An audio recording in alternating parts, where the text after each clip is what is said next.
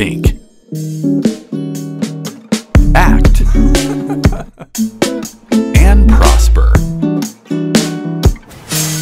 You are now tuned into the Money Level Show. Hey everyone, welcome back to the Money Level Show, where we think, act, and prosper. Now, I got my guy JT Coin Rings coming into the video here in a minute, but I wanted to just kind of give you all just some perspective on what we're going to be talking about today. So today we're going to be talking about Ponzi schemes, scams, and many of these things that have that we've known people that have gotten taken advantage of and have lost a lot of money in those, involving themselves in those things and engaging in those things.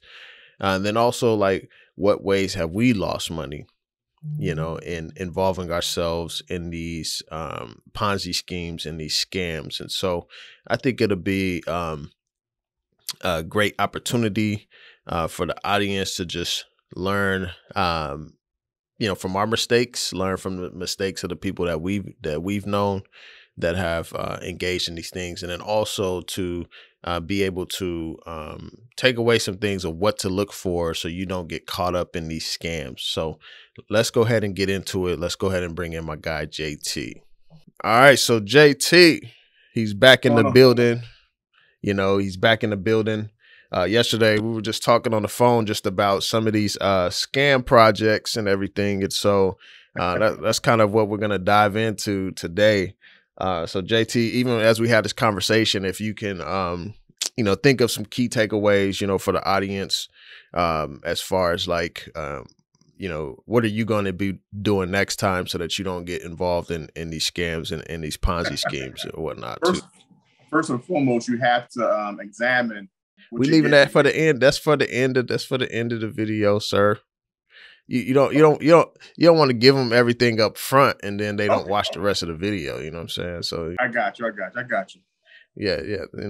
Save the best for last. Okay. So the first thing I wanted to do was we've talked about crypto. We've talked about crypto scams and stuff, and so. For me personally, I haven't gotten involved in a lot of crypto scams. I think probably 2017 was the last one that I was involved in. And I don't even know the story behind it. It was just like I put a certain amount of money in, like I think it was like $30 or something, and I was buying this coin. It was called Moon. It wasn't Safe Moon. It was called Moon. Like I know Safe Moon itself has was deemed a Ponzi scheme or whatnot. This coin was called Moon, and you're just able to just get thousands of them for just like pennies on the dollar. And I was just like, let this go up to a penny like Dogecoin, and I'm gonna be like freaking rich. Right, and I was like, it was 2017. It was the first time I was involved in crypto. And, I was like, okay, I'm just going to let it sit there. After the bear market came, a lot of coins got wiped out, and then I log into my KuCoin account, years later and it's not there. And I was just like, oh, wow. I was like, what the heck happened there? And I was thinking like, okay, isn't this supposed to be like stocks or something where like, like the stock could still be there, even if it's performing poorly, but the crypto was gone. So, I know a lot of people that have gotten involved in those schemes and have lost a lot of money, What's that? Have you gotten involved in any crypto scams? Not at all. I've kind of stayed clear from the scams in crypto. I was staying with the major names. But you know what? To come to think about it, Binance, when I first started getting into crypto, I'm thinking about my Binance account. And I'm going to call this a scam because later I tried to get into it, and all my crypto that I bought from Tron, I brought from Tron some time ago, and some other altcoins. My Ethereum was gone as well, and the little Bitcoin that I had on the Binance, it was gone as well. So now that I try to buy into the Binance, and everything is gone. So I just stopped using it because it wasn't, first of all, it wasn't regulated. And it's also something that happens, I think it's China based. And I was like, you know what? It's not safe. I lost my money. I'm not putting into it. So I don't really trust all these other platforms as much as other people like say, hey, buy on this platform. I stuck with Coinbase. Why? Because Coinbase was a US company. And I think it's Canada, right? I believe. Canadian. But I think Coinbase may be US. I don't think Coinbase was caught up in the whole Canada fiasco with the truckers and everything. I know Kraken, I think it was Kraken and a few others that got caught up into that, but I think Coinbase is US. So I kind of stayed with the Coinbase because that's how I got my start into buying Bitcoin, Ethereum. Or maybe UK. Maybe UK, my bad. Maybe UK. Yeah, I don't know if it's US or UK. I remember something around. I remember something around it being in UK, but I mean that's something we could easily look up. But let's not get caught up on that. So you were buying Litecoin, Bitcoin, and some others on there. And I did the other altcoins. I did that on Binance, and it kind of blew up. I know that it was some stipulations on US citizens using the Binance platform because it's based in China. And it was very hard to even get, in it. You had to send your ID. So somewhere in cyberspace is my ID, some information about me. They're probably going to use it for some type of scam. I don't know. But anyway, all of my altcoins were removed from that platform, and I just stopped using it. So I don't trust them. I want to stay with the big names for now. Yeah, I agree. And there's, for me, I wouldn't say I lost money on Binance, but I had a Binance account. I wasn't able to log in again, because you had to do the Binance US, and I had some Chainlink on there. And I was trying to get this Chainlink off, and I couldn't get it off. And then, I sent it off to some. I tried to send it to my Coinbase. It never showed up. I use, I followed the right steps and everything, and then on Qcoin, I think one of the caveats with that is like, I transferred some, a little bit of Bitcoin there. It was like $50 at the time. Now it's like $25 because Bitcoin just got clobbered, and you can't get it off unless I send more Bitcoin or put more cash onto that platform. So I can't even send it to my cold storage wallet. And I'm just like, and there's been some talk about like Qcoin and some of these circles, and is your money safe there and all of that. So I'm like, well, I'm not finna send more money to this platform if there's questions about it. And then also if there is there's these high fees as well. So like to send Bitcoin. For me to send Bitcoin from my cold storage to like any exchange, like it costs like a couple bucks, something like that. Even from Coinbase, it's not expensive. But to send it from Qcoin, I mean, like out of that $25 of Bitcoin, and mind you, y'all, we're not talking about a whole lot of money here. We play it pretty safe. We're pretty wise with this stuff, okay? So I can afford $25 loss, right? But to send it from Qcoin, it was trying to take like over half of that, to send, $25 of Bitcoin. I'm like, well, send from my, and so it's just stuck on there. I'm like, okay, well, maybe, when Bitcoin goes to 500K, then I'll withdraw it or something. Like, I'm just going to let it sit there because I'm definitely not putting more money in there, Right. Not at all. You shouldn't. So I want to jump into, I think I showed you the Coinfessions, right? No. Okay, this is a Twitter account. We're gonna jump into Coinfessions. So this account is where you can submit anonymously your confession about these crypto confessions. Actually, you follow them, and Doomberg and a few others. Yes. And so but you're not on Twitter much. But they got these confessions. Yeah. So they got these confessions on here though. That people that invested money in crypto, they send anonymous, reports or letters about what's happened. So I just want to read a couple of these, just so we can add some more context to this. I mean, because we didn't lose a whole lot of money. We lost money, but there's people that have lost a lot of money, so we're going to dive into some of these Ponzi schemes right here. So this guy, CoinFessions, tweeted this. This was something that they got submitted to them. It says, I got rugged yesterday. You know what a rug pull is? I think a lot of the audience, y'all probably know, especially if you're in the crypto, but that's like when you invest in the project and then either the creator of the project or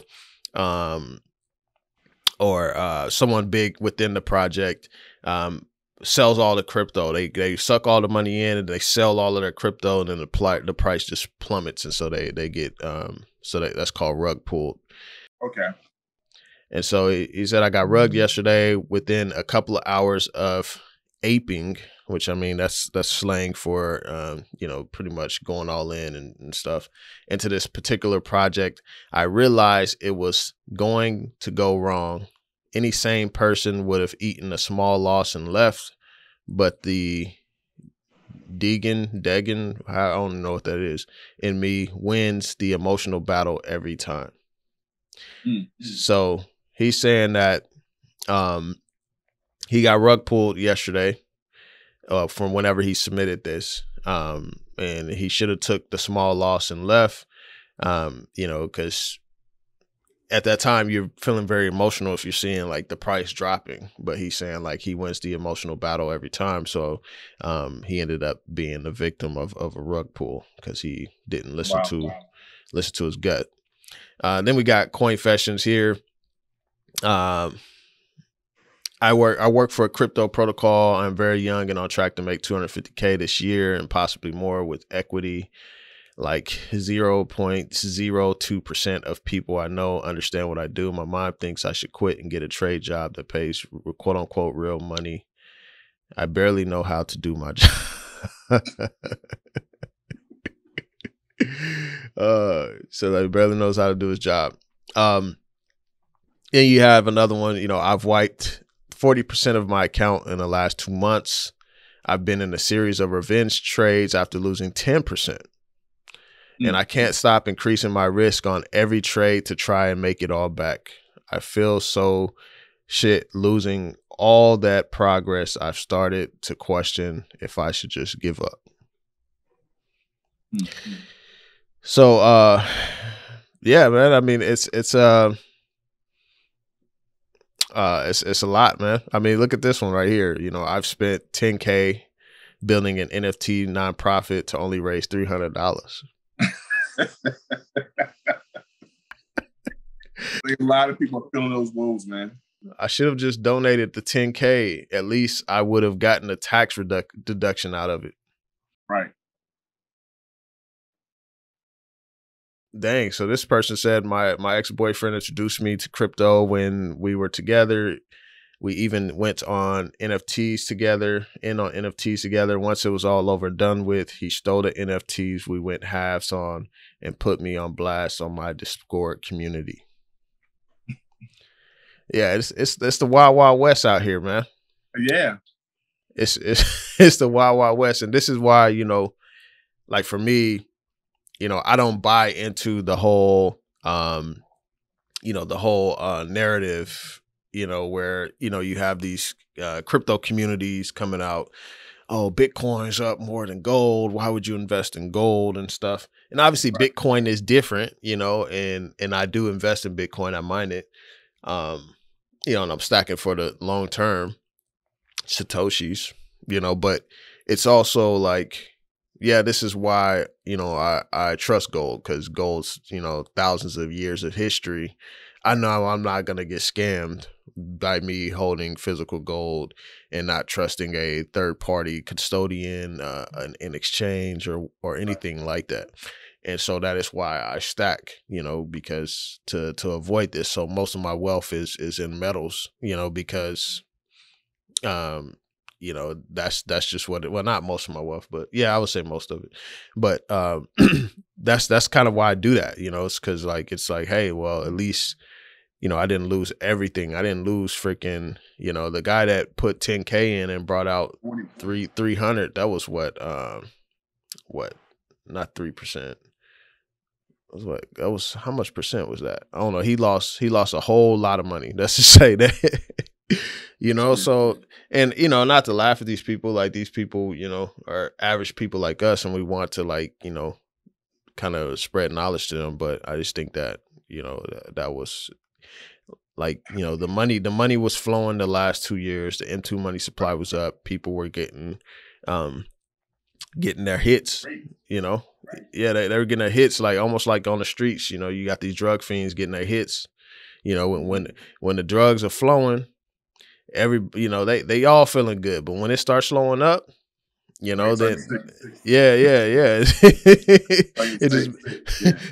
It gets a whole nother perspective. So, I just think that, the last 2 years when we printed a lot of money and we injected a lot of money into the economy, a lot of people got that hint of gambling, and many people felt they were professional traders. Many people felt like they were above the markets. They were above history. They were above these old heads who've been trading the markets for a long time. And now I think that a lot of people are starting to see hey, this is my learning experience, Right. It's a shame. It's a shame when people get raped, but it's falling in love with the hype. Yep, for sure.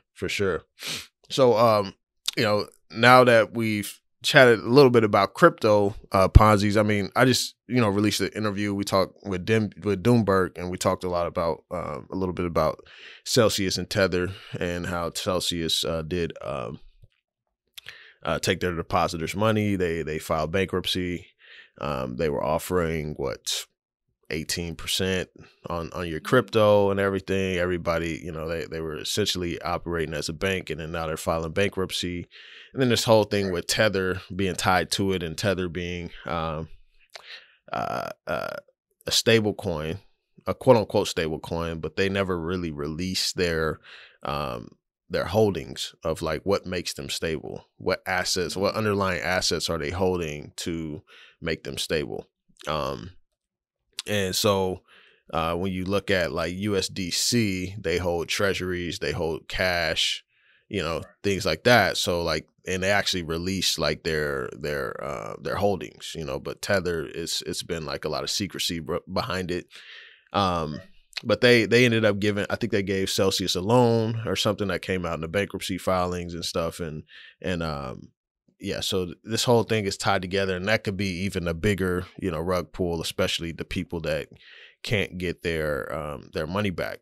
And to be honest, a lot of people were screaming help from the SEC. This is why we need regulation. But I think a lot of these people, a lot of the same people were, more of oh, we don't need that in this space. We don't need regulators, we want to be unbanked, the government's corrupt, all this stuff. And so I mean, you can't really have your cake and eat it too, Right. There's going to be good and bad that comes with everything, and whether you have it unregulated, there's going to be pros and cons, and whether you have it regulated, it's going to be pros and cons, Mm-hmm.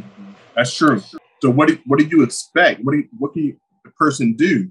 I mean, because the whole thing about getting into crypto is about getting into a decentralized space with no regulations, but you're getting raped. What happens when things go wrong? You just accept it. Like I said, I mean, you have to look at these things when we start investing in putting our money into crypto. You got to look at it and think in terms of, if I put my money here, I need to accept all risk. You can't cry once the bad is done, the milk is spilled. Yep. Yeah. And there's risk in everything, There's risk in me having a lot of my money in gold. But, the thing with gold is that, it has the thousands of years of history, mm-hmm. that reduces that risk dramatically, right. Even though there's a lot of talk about Bitcoin being a digital gold, but Bitcoin's only 12 years old, and there's still a lot more uncertainty around it with regulation, and then having to use the off ramps of banks and things like that. And the SEC's been, I mean, they deemed Bitcoin a digital commodity, which is good, and I'm excited about that. That's why right now I'm only averaging into Bitcoin. I'm not touching any other coins. But there's still ways to be seen, any type of regulation and such. And so, there's still a lot more risk there, I think, in the crypto space in general. So let's go ahead and transition to these Susus. That's the next one. So the Susu, if I understand it correctly, it's supposed to be a savings amongst a group of trusted individuals, where you're not earning more than what you put in. You're just putting in money, and then when it's your time to come around, you receive the money that you put in the pot. And you do this with a trusted group of family and friends, and they've used this in other cultures and such. And there's been recently, especially in the last couple of years, I've been hearing about it a lot. My cousin brought it up and stuff, but it's kind of been a Ponzi scheme that have been ran, and especially in the United States. And so, share your experience with them. Then I'll share mine. Most definitely, Susus.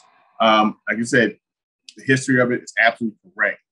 So this is what people used to get people drawn in, saying, hey, most communities use this form of saving. A community used a certain pot in order to build a certain amount. And everyone in that pot, part of this circle, will receive that fund. And they get you in, they draw you in by that comparison, right? So now this Ponzi scheme has called flowers instead of, Susu. It's, hey, it's based off flowers. And all you have to do is water the flower. So, and you water the flower by putting in your contribution. And then you get other people to put the same contribution in. And hopefully one day you'll get your payout, which is your turn, right? I got caught because even though I've seen many videos, I've seen so many people talk about how it's a Ponzi scheme. I met somebody, I knew someone personally who received money, and I put mine in just to see if I can get something back. I started off with $100. I got $200 back in a couple of days. I said, man, this is fantastic. You know what? Maybe I can play Duck, Duck, Goose and I won't get caught, right? So I wound up putting more money in. I thought if I could put $100 in and get 100% return and get another $100, I can definitely put 500 in and get the big shebang. But I wind up, left with the bag, holding the bag, because nothing came my way. The people removed themselves off of WhatsApp, and the person who told me about it was a family member, my sister. Just looked at me like, hey, it happens. So I went against better judgment. My judgment was, hey, I know better, but I wind up falling for the okie doke. Yeah, and it's interesting how, like, a lot of these scam projects, I mean, they've been around for a while, but the last 2 years, I would say, when all that money was injected into the economy, they ramped up. People getting PPP loans, they could take a lot more risks. They putting them into shit coins. They like they put them into Susus, like all those things. And so, like, it's definitely it was crazy. But so for me, mine was my cousin. He came to me and he said, hey, have you heard of a Susu? And I was like, no, what the heck is a Susu? And then he was just like, hey, you put money in, you invest into the pot, you get money back, you get these payouts and stuff. And I was like, okay, well, how much money are you getting back? Okay, yeah, usually, you'll get double, back, you're investing into the pot. And I was like, okay, well, how are they generating money? How are they generating income to be able to pay you out more than what you put in? And, you know, and he didn't really have an answer for that. And so that was kind of what my first red flag was like, okay, well, they're paying me out more than what I put in. And they have all these people doing that. And it's like, okay, well, you know, how are they generating the money? You know, how are they generating extra money to give? You know, like when you look at a stock, they're generating income and revenue and they're able to pay out dividends, right? So you get paid out more than what you put in, you know, usually, as long as the stock price, you know, doesn't, you know, decrease as much or whatnot. So, you know, this thing was like, also, it was like a red flag, a huge red flag.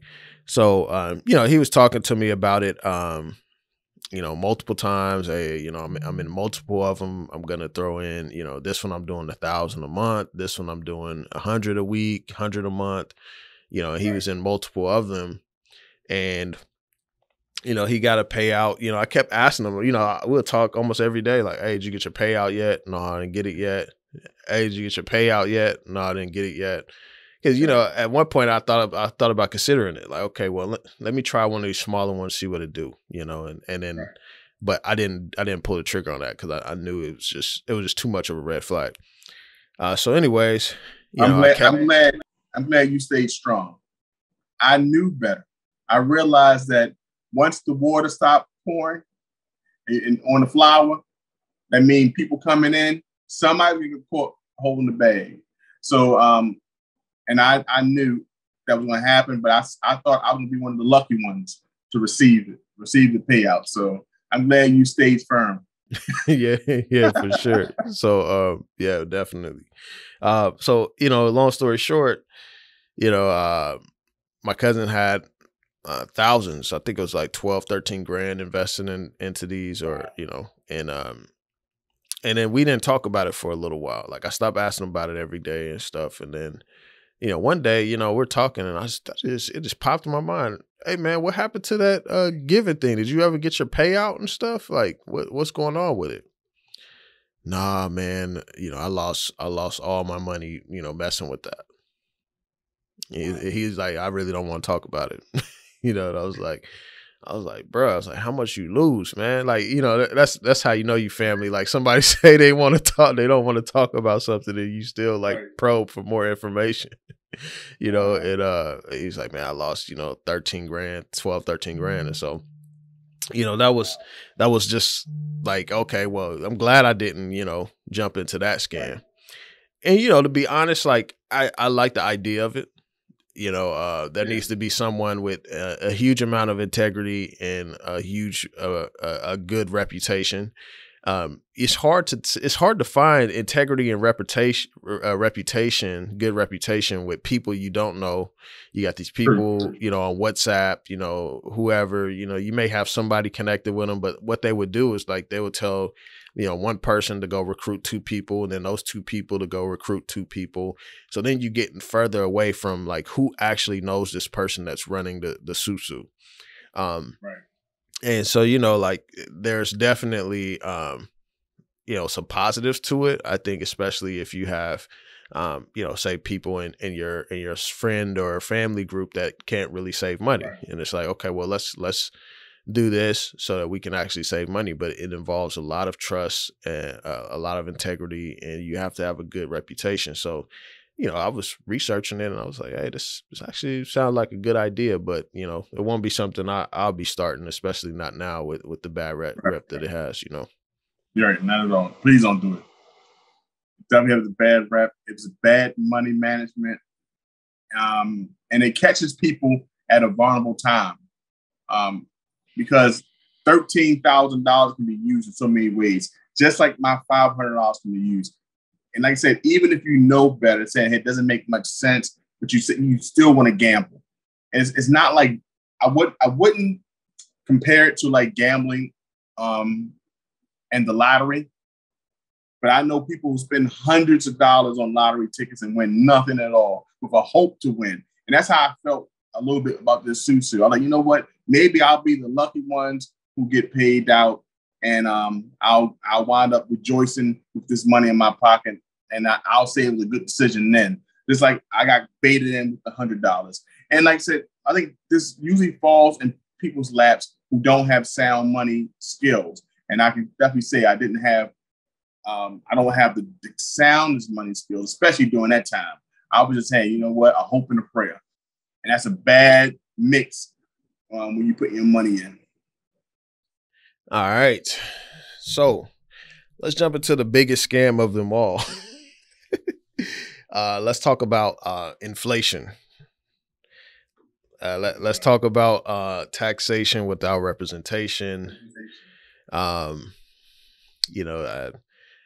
the U.S. dollar system has very, very many flaws. It has some pros, but a lot of flaws.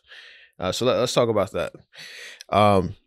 So inflation, they call it taxation without representation because when we create too much money, money out of thin air or whatnot, then we devalue the currency that's currently in circulation.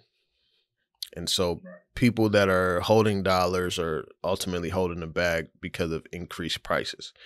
And I did a video about this recently. Lynn Alden went off on it about it, talking about how usually when the money supply is increased, it's given to the big corporations, it's given to the big agencies, the big players at the table before it's given to people like us.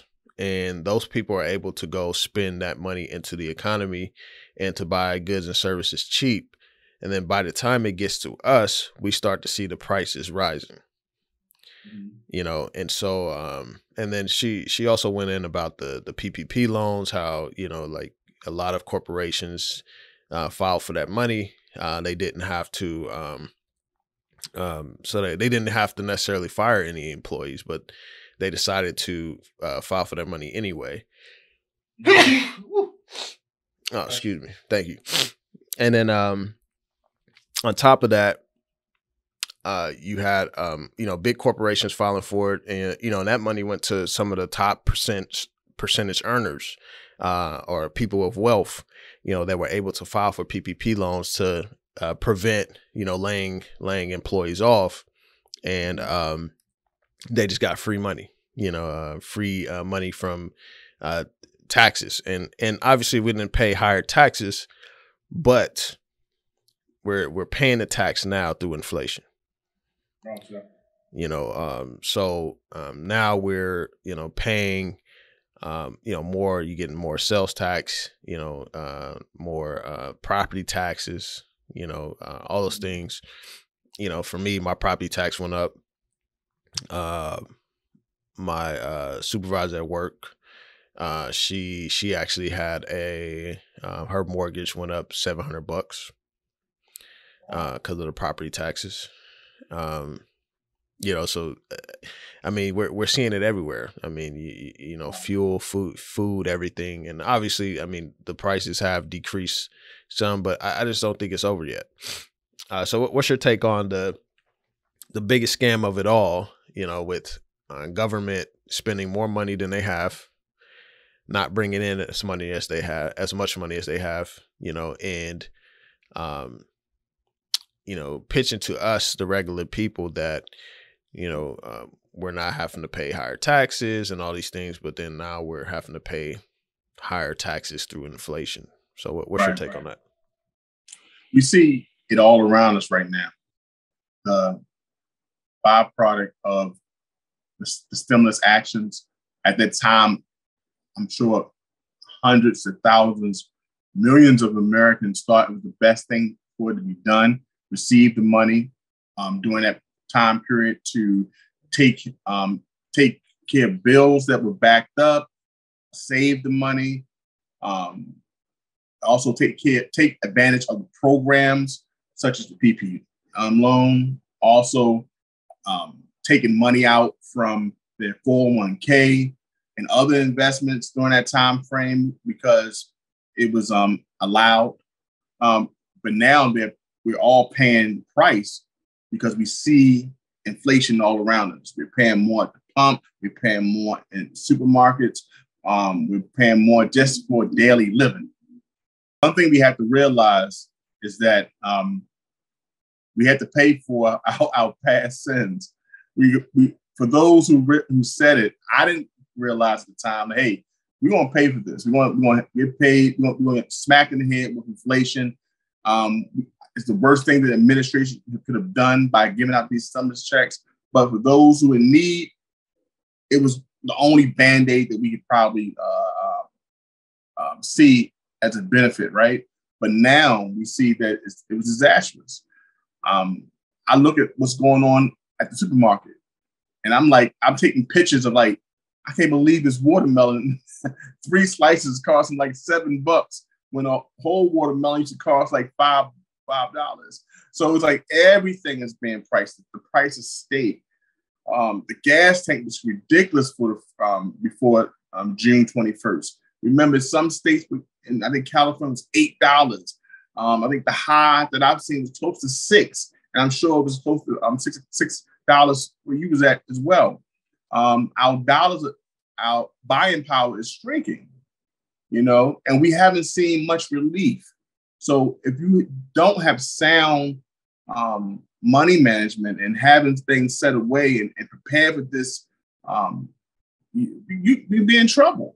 So inflation is like that hidden tax, and it's also it snatches your buying power from the dollar. So I'm telling you right now, it makes you change your direction, what you have to do in order to stay ahead of your monthly bills.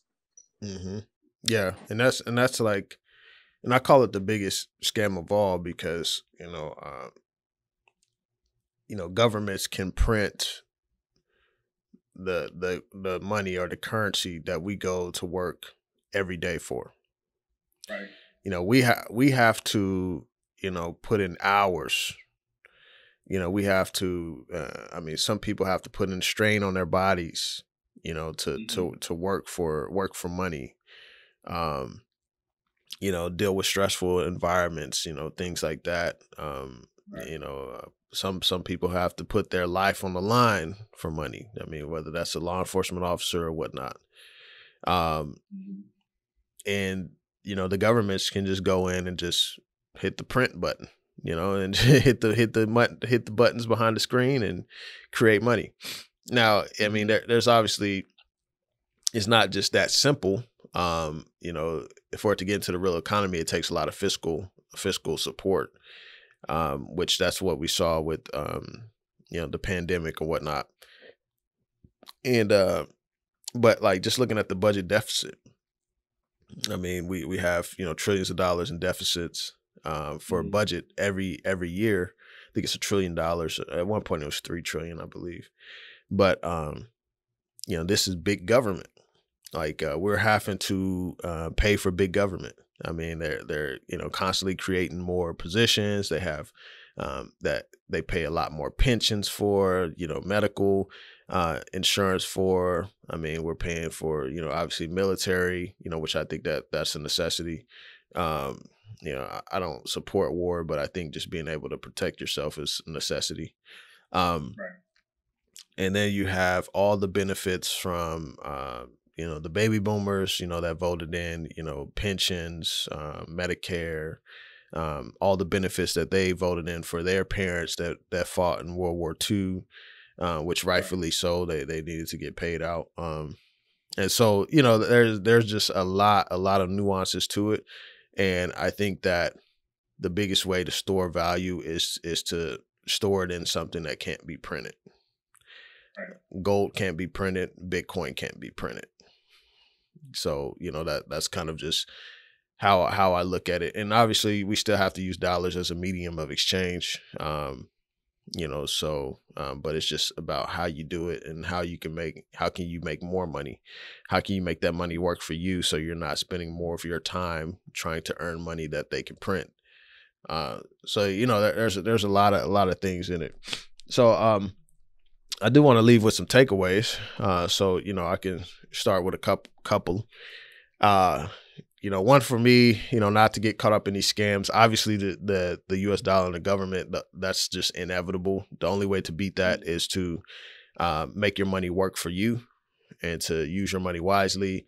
If you're, in the US dollar, obviously you want to save those dollars to be able to buy assets cheap so that you can profit from them later. Things of that nature. So, but if it's too good to be true, don't do it. Celsius was offering 18% interest on your crypto and all these things. And, and banks don't even pay that. And banks got way more money than Celsius, Right. The U.S. government doesn't pay that. And the government's broke, but they can create more money than Celsius, so, Right. 18%, that's just not something that was really something that was realistic. I would also search Reddit and other sources for information. YouTube, is this a scam? Kind of lay out the details that the person pitches to you to see if it's a scam. Right. So those are some ways that you could do. Other thing is just realizing that nothing is for free. Nothing's free.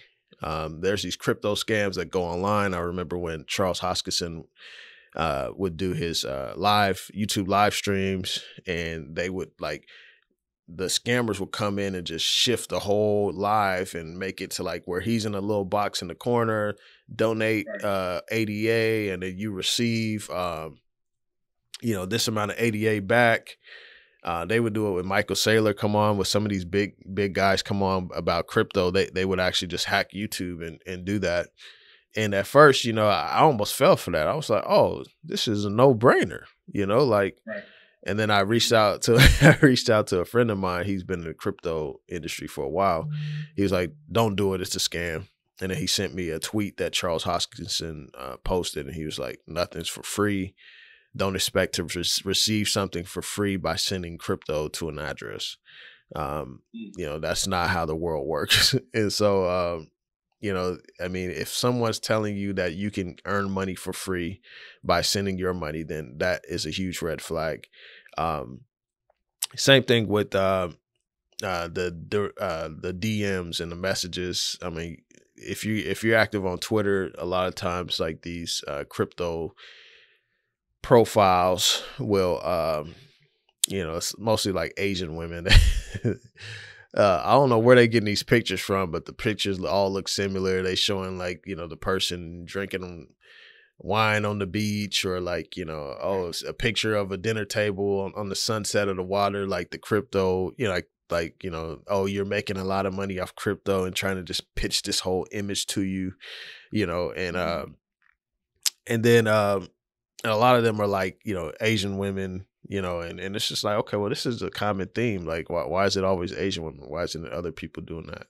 And then crypto is getting plummeted right now as well. So I know these people aren't living like that. They probably eating cup of noodles, next to the Union Gospel Mission or something. You know what I'm saying? the way the crypto market is, and so and they would send oh, do you invest in crypto? Yeah. Oh, well, how much do you make? Oh, well, I just mine and I make this much, blah, blah, blah. Oh, well, I'm earning 1,000, 1,000 a day off Ethereum and this and that. Oh, this sound like a scam already. Right. And so, I just go look it up for fun and just yeah, I bet this is a scam. Oh, yeah, it's a scam. And then I've seen people go on Twitter with them and tag people that follow that person and that person follows, and say, hey, this is a scam. They scam me out of money, blah, blah, blah. And so those are some of the things that I would kind of look out for or whatnot. Mm-hmm. So what about you? Let me tell you something. You had some good points there. I believe the bigger the lie, the bigger the reward. So anytime someone says you can get 18% return, anyone who looks at that and say, man, that sounds a good idea. And you made some good points. No bank, no government ever give you that type of return. It's too good to be true. But people who fall for that say, this is the exception to the rule. So I say, I look at things now for what it is. I want to do my research. I want to seek out sound counsel. Some things I may not know. Hey, let me ask some people who do know, who could be that voice of reason. So I'm no longer falling for anything that just is brought up from the pit of despair, right? So I'm examining everything now. It's like wanting a Rolex so bad, but you see someone on the corner said, "I can sell you mine," and you know there's something wrong with that Rolex. And when it comes in the Zelle packaging with like, you know, it's not even written correctly, you know, this is not going to work. So you want to look out for everything, and that's one thing that I've learned. Look out for everything. Don't fall for the big promises. Do the research, and that's one thing that I've learned from this fiasco of the Susu, and also dealing with crypto and realizing that all the promises that politicians give you, make sure you realize that none of it can happen. Taxes are going to be risen. Why? Because money has been printed uncontrollable. It's been thrown at everything. And only a person who's blind won't see that inflation is going to come. And look where we at. We don't know how long this is going to last or how long this situation is going to be. But it's because money was thrown at us. So I just say, don't fall for the big lie, because they're just not the big promises. Yeah, for sure. And you know, and granted, you know, with the government, you know, at least you have FDIC, you know, and you have some form of protection with regulation from SEC and such. So you know, it's not just a lose-lose, you know, all lose-lose situation. I mean, ultimately we lose, you know, purchasing power, but at least if a bank were to go down, you know, FDIC could cover you to a certain extent, even though they're not meant to cover if every single bank in the U.S. went down, FDIC cannot cover everybody. But Right. so there's a little bit of, you know, like, oh, at least I get some form of insurance, right? And another, you know, scam, just to leave us off on that I just thought about is these the Craigslist scams. Oh man, I this is just popped in my mind. I was like, I gotta address this. So I think it's what 2017. My uncle sold his house. He was sold his house, and you know, he sold it in Seattle for 400-something thousand. The house now is worth like 700-800,000. And so I'm like, yeah, bro, you should have waited. but it is what it is. And you know, and he had a gambling problem as well, so he did lose a lot of that money. But a lot of times when you're caught up in this, like almost like how the Coinfessions said, like, you know, he said, oh, he should have took his little loss and left, but he, you know, he allowed the rug to be pulled out on him. You know, and then like how people get so emotionally, you know, unstable and unregulated to where like, I lost a lot of money, you know, I need to put more money in to make it back, you know, and that's like really that gambler, you know, mentality, you know, and emotional, you know, kind of turmoil. So anyways, you know, Craigslist, you know, he's looking for a place, you know, he's moving. And he's like, hey, you know, I found this house. It's this pastor. He came from Africa. He's going to he's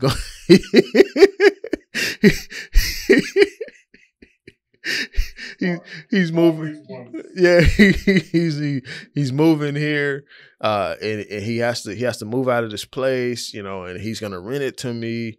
You know, it's a huge house, 7 bedroom, or like it was like 5 bedrooms, 4 bath or something like that. It was a nice house.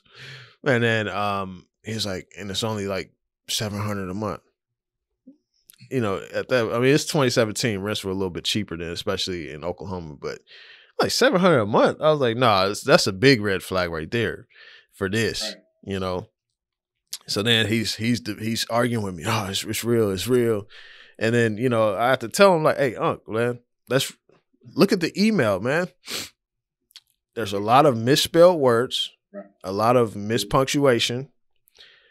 They're asking you for your pet's name. Why do they want to know your pet's name? Like, think about that. You know, and then, the bomb drop was just like, oh, okay, look this address up on Google right now. He looked up the address.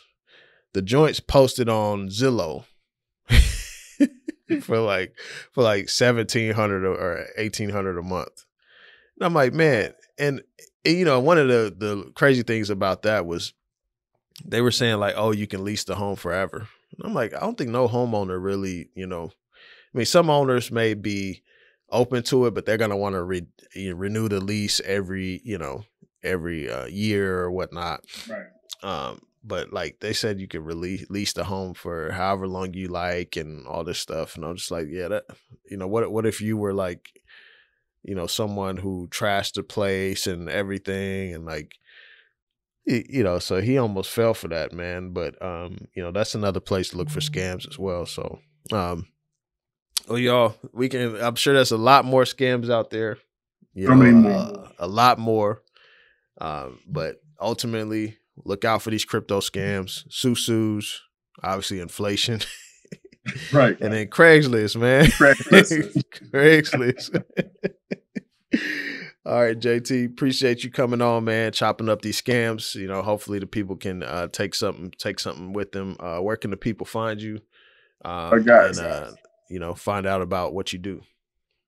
Guys, you can find me at Instagram at JT Coin Rings. Also, check out my page on YouTube at JT Coin Rings. I've hit some other platforms, but these are my major ones. So, man, I appreciate you having me on again. Yeah, for sure. Hit my guy up if you need any coin rings made. You know, he can make silver coin rings, gold coin rings, you know, you name it. You know, just another way to store value. So, Definitely. All right, peace. Peace.